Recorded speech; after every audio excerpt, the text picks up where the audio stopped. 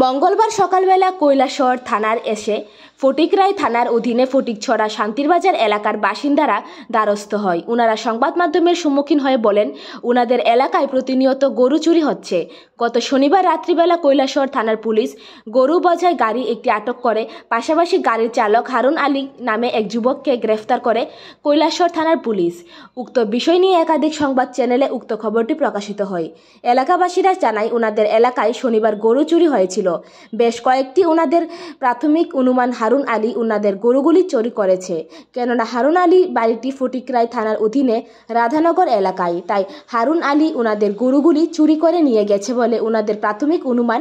পরবর্তী সময় উনারা আজ কৈলাসহর থানায় এসে দ্বারস্থ হন এবং উনারা কৈলাসহর থানার পুলিশের সাথে দীর্ঘ সময় আলাপ আলোচনা করেন এবং কৈলাসহর থানার পুলিশ বলে, আমাদের উক্ত বিষয়টি দেখব।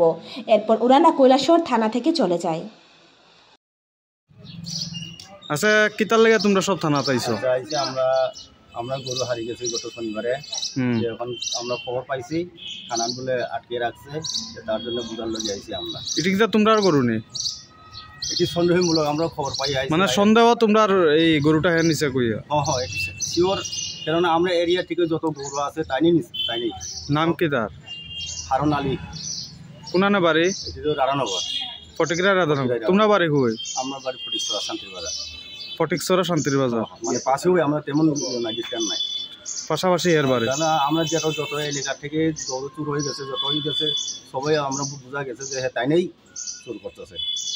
এরকম গাড়ি দিয়ে গরু পাস করছে তাই নেই। এটাই কেননা আমরা এখন চাই আমরা গরুটা ফিরিয়ে পাওয়ার জন্য।